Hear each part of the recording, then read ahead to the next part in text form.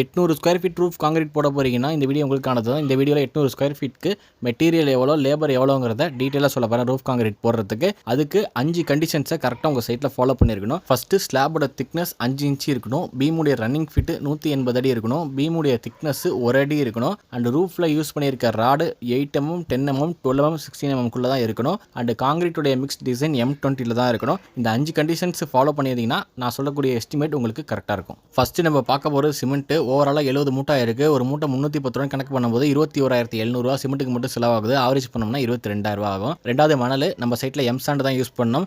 ஓவராலாக நமக்கு 1.25 யூனிட்டாக இருக்குது. ஒரு யூனிட் 7,000 கணக்கு பண்ணும்போது 12,250 ரூபா.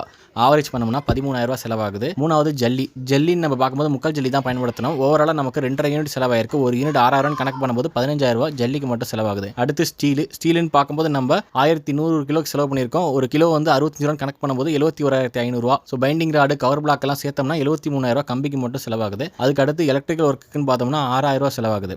அதுக்கு அடுத்து டோட்டல் மெட்டீரியல் காஸ்ட் பார்க்கும்போது 1,29,000 மெட்டீரியல் காஸ்ட் ஆகுது. அது ஆவரேஜ் பண்ணோம்னா 1,30,000.